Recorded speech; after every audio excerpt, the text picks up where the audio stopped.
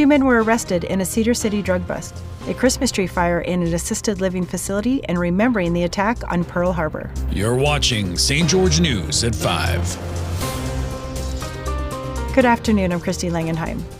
2 men were arrested last Friday during a traffic stop in Cedar City, where police found 48 pounds of marijuana inside the traveler's vehicle. 23-year-old Tori Brissell and 25-year-old Javon Alexander were both booked into the Iron County Jail. The officer who made the arrest said that while he approached the vehicle, he could smell marijuana, but Brissell said there wasn't any inside. Brissell was also found with a small bag of ecstasy in his pocket and said that he had been taking it so that he could stay awake on the drive. Alexander and Brissell are each facing 1 count of possession of a controlled substance with the intent to distribute and 1 count of possession of drug paraphernalia. Brissell also faces other charges on his own in regards to the ecstasy and failing to use a blinker when changing lanes. A Christmas tree caught fire in an assisted living facility in St. George, but the fire was extinguished quickly due to the quick thinking of one of the staff members.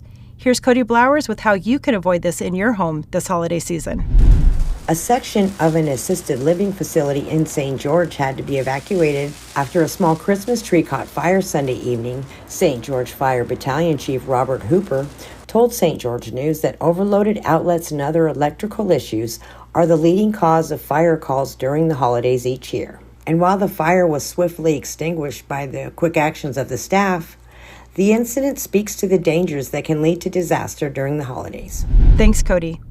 82 years ago today, while aboard the USS Utah at Pearl Harbor, Clark Simmons survived a Japanese attack that sank the ship in 12 minutes. Unaware of the imminent danger, Simmons quickly gathered some life jackets and squeezed through a porthole. The USS Utah had a history dating all the way back to World War I and was considered a target ship. Despite the efforts to salvage the ship, it now rests at the bottom of Pearl Harbor. Because of that day, Simmons was awarded a Purple Heart and carried those memories all his life. The USS Utah stands as a silent memorial and is a testament to the sacrifices of that infamous December day.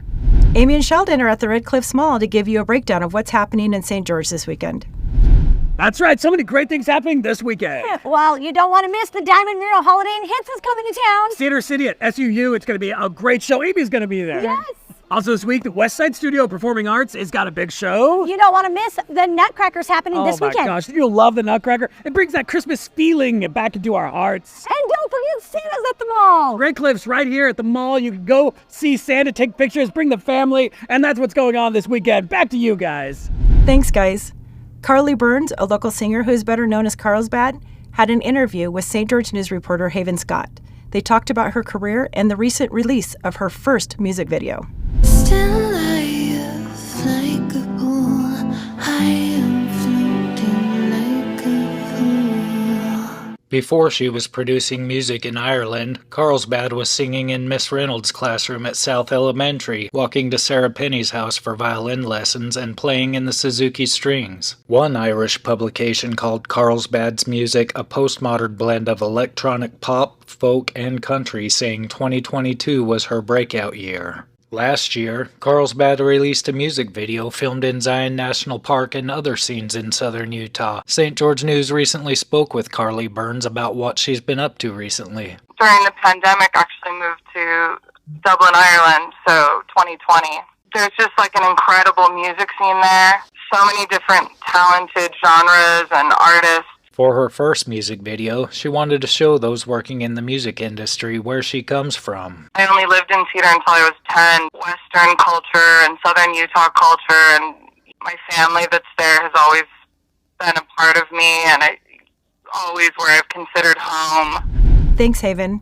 And now to Aaron Crane with the games that are happening this weekend for Region 9 basketball.